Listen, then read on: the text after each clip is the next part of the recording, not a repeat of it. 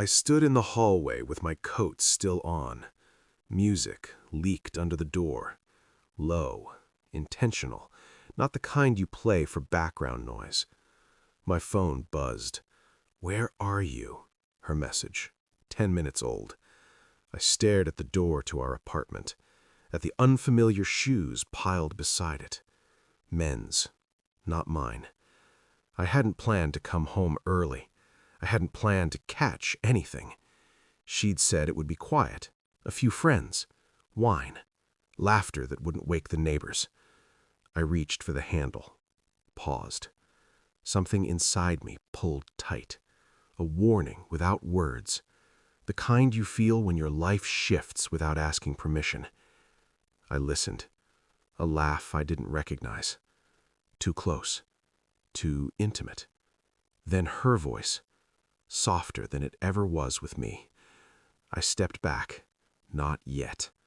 I unlocked my phone instead, opened her last message again, read it like it was evidence. "Where are you?" I typed nothing. I turned around and left the building without making a sound. I walked for 3 blocks before the shaking started. Not my hands, my thoughts. They scattered, reassembled, tried to make excuses for her. "It's nothing. You're tired. You're paranoid." But paranoia doesn't explain unfamiliar shoes. At home, my home, she'd been distant for months. Not cruel. Worse. Careful. Polite. Like I was a guest overstaying my welcome. That night replayed itself in fragments. Her phone face down. Passwords changed. A new laugh she practiced when she thought I wasn't listening. I remembered how she'd kissed me goodbye earlier. Too fast. Already gone. I didn't confront her when I returned later. She smelled different, like someone else's cologne layered under her perfume. She smiled, asked if I'd had a good night. I said yes. Inside, something locked into place. I didn't know who he was yet. I didn't know how long, but I knew this. The quiet party was never for friends. I became observant, not suspicious, precise. I noted times, gaps, the way she angled her screen away from me without thinking. I pulled phone records, not illegally, casually. We shared an account. She'd forgotten that. One number appeared too often.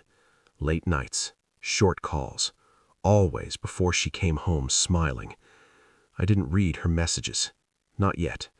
I watched instead. Her body language changed around me. Shoulders tense, voice measured, like she was rehearsing a role she hadn't mastered. I smiled back, cooked dinner, asked about her day. Inside, I counted. I followed once, just once. Watched her meet him outside a cafe we used to love. She leaned in like gravity had shifted. I felt nothing. That scared me more than rage. The evidence piled up quietly, like snowfall. I printed the phone logs, screenshotted calendar invites she forgot to delete, booked a therapist, not for us, for me, to stay steady. I planned the timing. She thought she was hiding a storm. I was building a map. The DNA test arrived first, not for infidelity, for clarity. The child she'd insisted we try for, the one she suddenly didn't want me to attend appointments for. I opened the envelope alone, read it twice, then a third time, slower. Probability of paternity, 0.00%. I sat there for a long time. When I finally looked up, my reflection didn't blink. That night, I placed the report on the table between us. No introduction, no accusation. She recognized it instantly. Her face collapsed. I asked one question. Who is he? She cried, explained, begged to be understood.